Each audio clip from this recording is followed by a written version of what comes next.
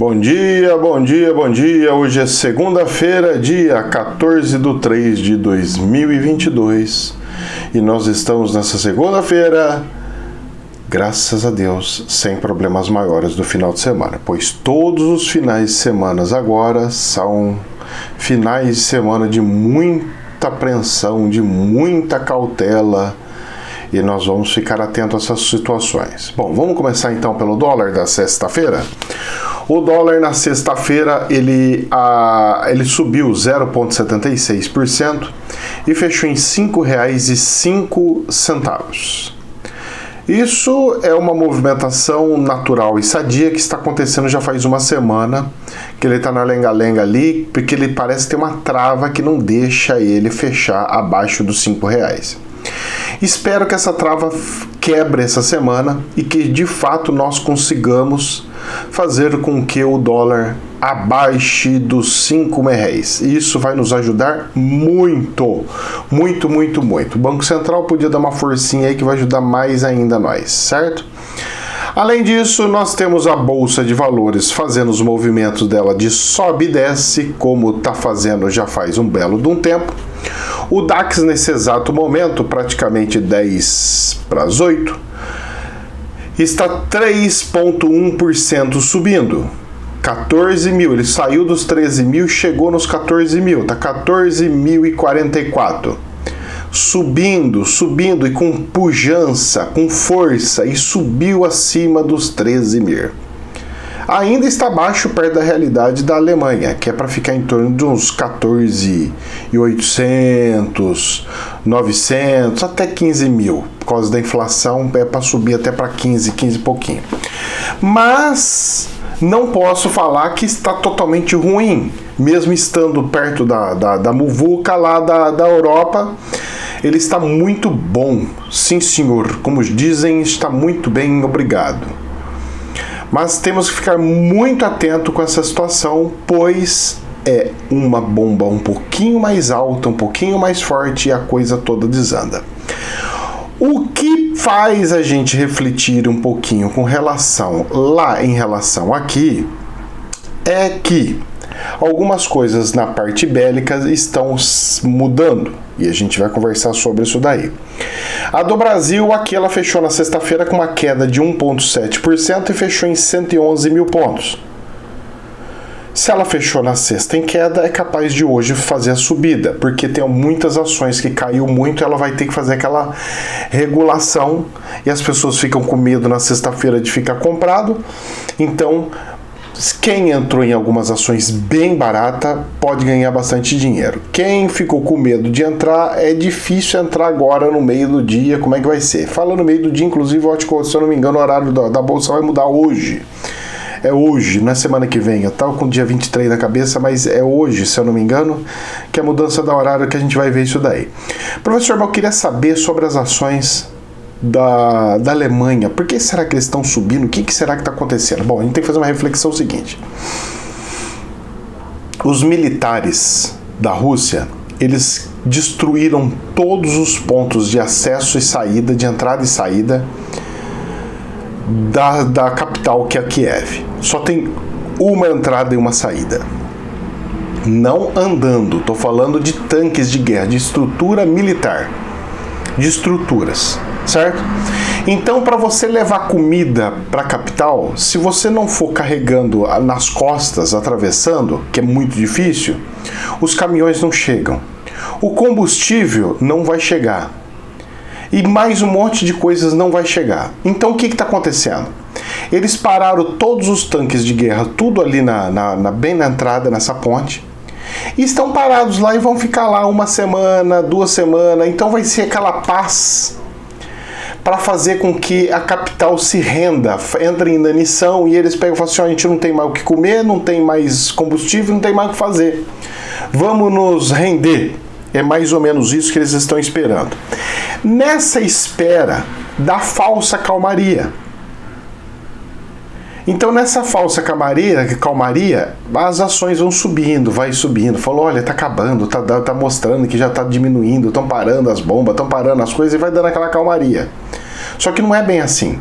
Por quê? Porque tá vindo de fora drones e aviões de fora, justamente para resolver esse problema.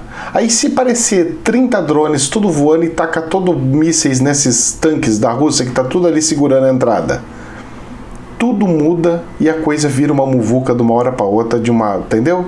Então tem que tomar muito cuidado, porque o que parece que tá parando, às vezes não tá parando, tá piorando.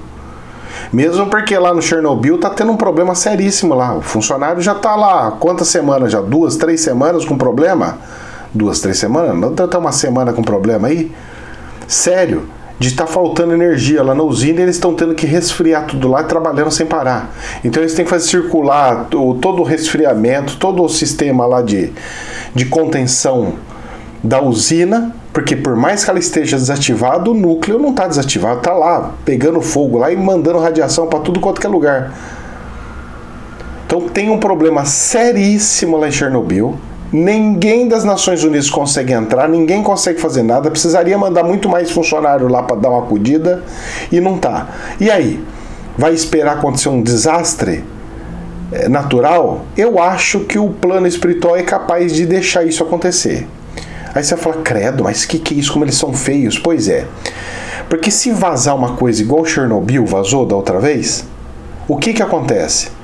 Todo mundo vai de novo lembrar o que aconteceu com Chernobyl, todo mundo vai lembrar o perigo que é a atomicidade. Imagina isso numa usina, agora imagina isso em uma bomba. A reflexão, eu acho que o espiritual vai usar isso aí para reflexão. Mas ali vai ficar uma situação bem feia, vai ficar tudo, vai inundar, vai chegar lá na Polônia, pode chegar não sei o que, pois é. Ninguém quer isso. Mas a situação pode se agravar um pouquinho e chegar em situações um pouquinho mais calamitosas, se assim pode se dizer. Os funcionários que estão lá mexendo com a usina já devem estar tudo se lascado, porque trabalhando todo esse tempo sem parar, ficando sem descanso, sem sair, imagine o nível de radiação que o corpo desse povo já recebeu. Já era, já condenaram os coitados para os cafundel do Judas. Essa é a verdade. Mas vamos dando sequência aqui. Alarme, aqui tem 3D, rapaz. Até alarme toca aqui quando é perigoso. Eu falo pra vocês, rapaz, o espiritual faz de propósito, não é possível. Eu vou gravar o extra, sai isso.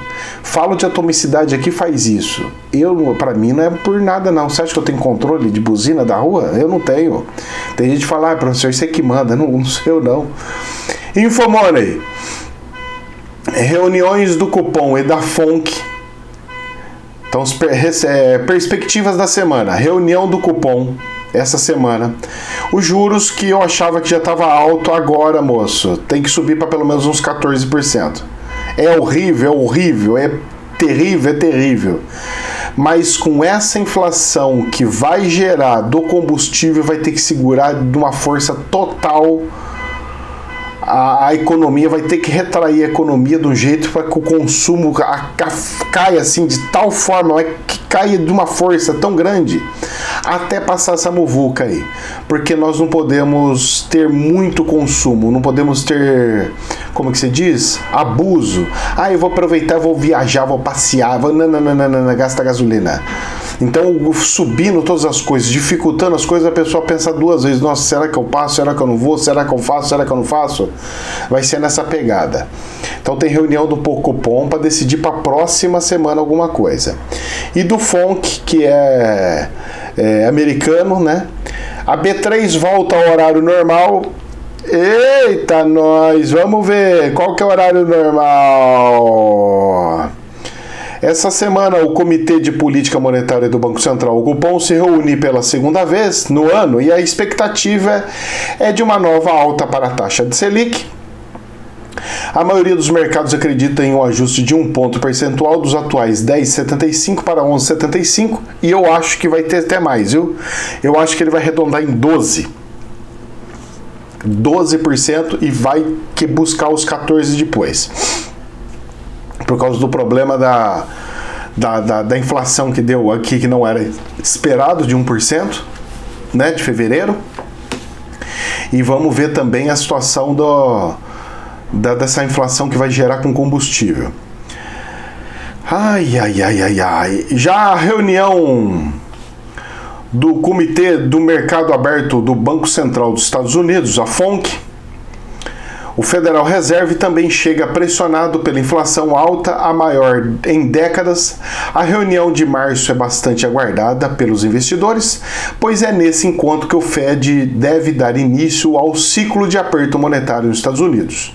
Atualmente, os juros no país estão próximos a zero, e a dúvida é sobre a intensidade com a qual a FONC irá subir a taxa. Pois é. E que mais? Aqui no Brasil, destaque também para a pesquisa mensal de serviços referente a janeiro deste ano, que será divulgada nesta quinta-feira pelo Instituto Brasileiro de Geografia, o IBGE, e no mesmo dia sairá o IBC-BR, que alguns costumam chamar de prévia do PIB do Banco Central. Vamos ver as cenas do Paulo Tucupi. E é o horário da Bolsa. Falando em funcionamento da Bolsa, a partir desta segunda-feira, hoje, com o pregão regular encerrando às 5 horas da tarde, o novo horário também traz de volta o aftermarket, com a negociação entre 5h30 e 18 horas, que é o leilão aftermarket. É o pessoal comprando e vendendo na xepa, quem largou para comprar e vender automático lá no fundo, quem quiser falar, compra isso aqui, não, eu compro aquele lá. Leilão é uma coisa, mercado pós-mercado é outra coisa. Então nós temos aí o horário novo da Bolsa de Valores, encerrando às 17 horas, mas eu acho que não vai abrir mais às 10, abre um pouquinho antes, hein? Eu preciso confirmar isso aí, mas eu acho que mudou o horário da abertura também. Infomoney. Bolsonaro sanciona mudança no ICMS sobre combustíveis, fala de lucro absurdo da Petrobras e diz preparar novas medidas. Contudo, o presidente afirmou que, para respeitar as obrigações legais da Petrobras, decidiu que não vai intervir nos reajustes dos preços dos combustíveis. Então, com certeza, ele vai conclamar e chamar o conselho, ele vai pegar e vai, como o maior acionista, ele vai chegar e vai falar que quer que mude todo o conselho, vai agendar reunião, vai fazer tudo para trocar todo o conselho, e se bobear vai trocar também toda a presidência da Petrobras. E ele não pode reclamar da presidência da Petrobras porque foi ele que colocou, tanto o primeiro quanto esse segundo. Então, meu filho, assume a responsabilidade, certo? É mais ou menos assim. Agora, se ele vai fazer alguma coisa, graças a Deus, ainda bem que vai tirar o popozão da cadeira para fazer alguma coisa. Antes tarde do que nunca, né? Como diz o dito popular. Infomoney. Preço do aluguel sobe acima da inflação em São Paulo e no Rio de Janeiro em 2022, esse ano. Aponta o índice. Vejam bem, presta atenção. O que está acontecendo é que as pessoas estão querendo acompanhar o preço da inflação do valor do imóvel. Então você tem um imóvel e você quer acompanhar conforme a inflação. Subiu tantos por cento ou subiu o valor do imóvel. Muito bem. Isso é algo normal e comum. Antigamente se demorava mais, mas hoje em dia se faz isso mais. Muito bem. Agora a situação é o seguinte. Se você vai subindo o valor do aluguel, a pessoa não vai tendo condição de subir. Por quê? Porque a renda das pessoas não está subindo, muito pelo contrário, está diminuindo. Por causa de um monte de inflação que está chegando. É aumento do combustível, é aumento do preço das comidas, é aumento de tudo. Então está aumentando tudo. E aí, tenta imaginar a cena. Eu estou estrangulado, já não tenho mais para onde ir, o que fazer, como é que fazer. O gajo quer aumentar o aluguel. Eu vou chegar e vou falar o que para a pessoa? Meu filho, ou eu pago aluguel ou eu como. Então o que eu vou fazer? Eu não vou pagar o IPTU. O que eu vou fazer? Eu não vou pagar o condomínio. O que eu vou fazer? Eu não vou pagar depois o aluguel. A hora que a pessoa, o dono do imóvel, perceber, ele já está tudo lascado, tudo afundado e está tudo ferrado. Olha, eu vou falar uma coisa para você. Nesse momento de grande crise, de grande conturbação mundial, se de fato expandir um pouquinho mais as guerras, as pessoas vão pegar e falar assim, o imóvel é o de melhor garantia que tem. E eu vou falar uma coisa para você. O dinheiro na mão é a melhor liquidez para se fugir e fazer coisas em problemas de alto conflito. Segundo, você vai largar imóveis na mão de outras pessoas, elas vão usar e abusar e não vão te pagar. Guerra normalmente não dura um mês, 2 meses, dura anos, certo? Tenha isso na cabeça. Segunda situação, dívidas, mais despesas. Se o cara sai do aluguel, você vai ter uma despesa extra que você não poderia ter. De ficar pagando IPTU, pagando contas de água, luz, sem estar usando, você vai ter que ficar pagando despesa extra. Isso é algo que acontece, certo? Muito bem. Então você tem que ter tudo na mão, porque vocês acham que estão ganhando, mas você pode se ferrar. Ah, mas eu queria uma garantia. Quer uma garantia? Então, sei lá, compra ouro. Pega tudo, compra um monte de ouro e coloca no cofre do banco. Compra tudo e pega no banco, contrata um cofre e fala, vou colocar tudo no cofre do banco. Se é para esse o seu medo, então tem que fazer isso. Fora isso, meus queridos, quem vive de aluguel vai se lascar. Tirando um ou outro que tem um aluguelzinho de um comérciozinho pequenininho que consegue negociar com o dono ali para manter alguma coisinha e tá lá. Fora isso, vai se lascar, vai se lascar. E eu tô falando para vocês que vai dar uma quebra e o pessoal não tá entendendo. Saiu o aviso lá na China, da Evergrande. E agora, olha aqui o que aconteceu essa semana. Presta atenção. Saiu na Infomoney. Tenda é uma construtora gigante que está aberta em bolsa de valores, tá? De tamanho que ela é. Tem outras construtoras, mas saiu primeiro a Tenda aqui. Tenda tem resultado no 4º trimestre para ser esquecido, com prejuízo e margem negativa, ou seja, ela teve prejuízo e, além disso, a margem de lucro deu negativa. Ela não consegue repassar o preço do aumento do ferro das coisas para o valor do imóvel. Ela vai aumentar o preço do imóvel, todas as construtoras vão aumentar o preço do imóvel, não vende. Se não aumentar, prejuízo. E a ação desabou 25%. Evergrande, brasileira, está acontecendo. Você está achando que vai ficar lindo, maravilhoso? Não, as construtoras não vai mais construir. Vai construir o quê? Como? Para quê? Para quem? Para pobre? Não consegue. Porque aí foge do tal da minha vida, meu dinheiro, minha vida lá, que perde a margem. Porque eles não têm que aumentar. Ou vão fazer o quê? Apartamentinho de 1 quarto de 25 metros quadrados? E aí? E os apartamentos que estão fazendo e tudo mais? Elas vão ter que ficar pagando condomínio mesmo porque não está vendendo? Porque ninguém quer mais fazer simulação de compra. Porque quando tava com os juros baratinhos, todo mundo, os juros é barato, dá sim, dá pra gente, vamos comprar. Aí passa 1 ano, 2 anos, os juros tava lá pra cima, igual que aconteceu. E eu cantei a bola aqui faz tempo, hein? Quem me acompanha sabe, não entrou nesse buraco não. Eu avisei que ia subir. E aconteceu e tá acontecendo. Exatamente como eu falei, lá atrás, mais de 1 ano atrás.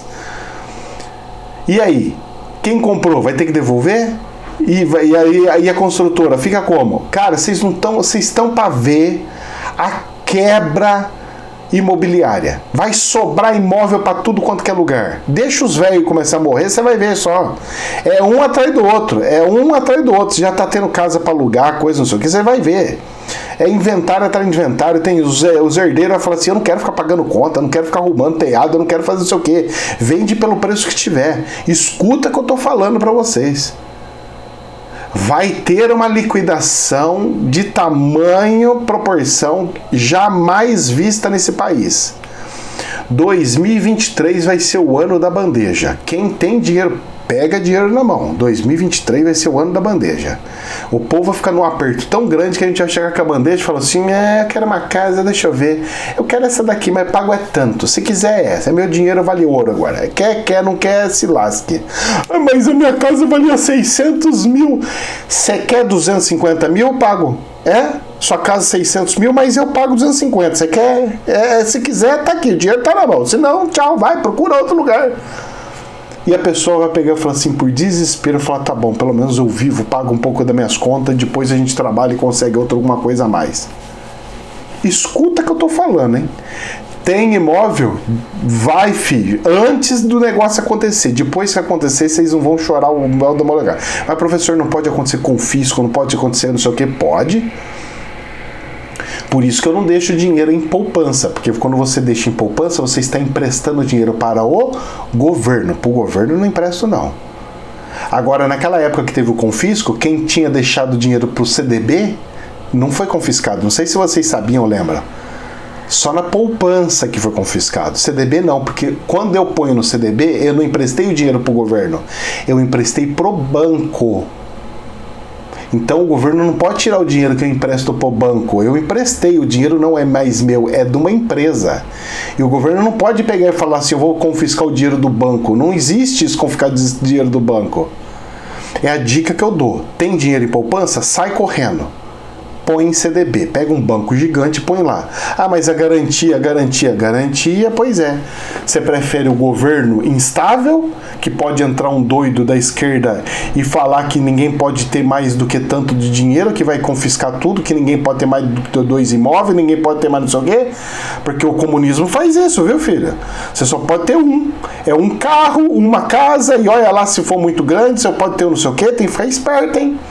Porque agora, se entrar, entra com as 2 patas, hein? Com as 2 patas, com as unhas de fora, pra arrancar mesmo o que tiver, hein? Quem avisa, amigo é, hein? O povo tá brincando com coisa séria aí. Vai que vocês vão se lascar. Pra engrossar um pouquinho mais o caldo lá de fora, CNN. Saiu na CNN. Rússia pediu ajuda militar à China para a guerra na Ucrânia, diz governo dos Estados Unidos. Segundo o conselheiro da Casa Branca, o governo americano comunicou a Pequim que não permitirá ajuda à Rússia contra as sanções econômicas. E aí? A Rússia vai arriscar? Vai querer levar lacração do planeta inteiro? Eu acho que a China não vai querer entrar, não. Aliás, eu troquei, vou trocar. A China não vai querer fazer isso, não.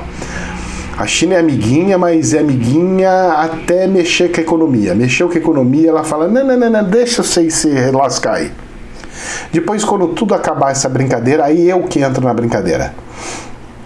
Eu já cantei essa bola faz tempo. Vamos lá. Reuters. China enfrentará consequências se ajudar a Rússia a evitar sanções sobre a Ucrânia, dizem os Estados Unidos. O que ele falou? Vamos lá. Estamos comunicando diretamente, em particular, a Pequim, em particular não, porque vazou e saiu na frente de todo mundo, que absolutamente haverá consequências. Não permitiremos que isso avance e que haja uma tábua de salvação para a Rússia dessas sanções econômicas de qualquer país, em qualquer lugar do mundo. O negócio tá feio. Esta reunião está ocorrendo no contexto da guerra injustificada e brutal da Rússia contra a Ucrânia. E como a China se alinhou com a Rússia para avançar sua própria visão da ordem mundial, então eu espero impacto da guerra da Rússia contra a Ucrânia na segunda regional e global. Vixe Maria! Agora apertou um pouquinho a China. E aí? Vai se levantar contra os Estados Unidos ou vai falar assim, não, tá bom, eu não vou mexer nessa daí dessa vez, mas eu vou cutucar logo ali na frente em Taiwan, porque vai acontecer.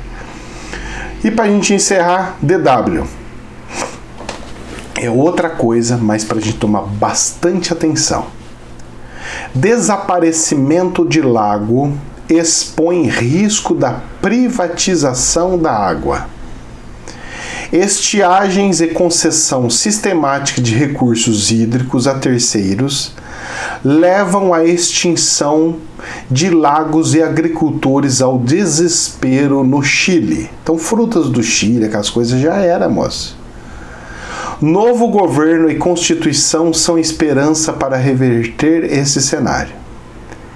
Nisso, o governo social que foi implantado lá, que se ganhou agora, pode ajudar um pouquinho, restatizando tudo de volta.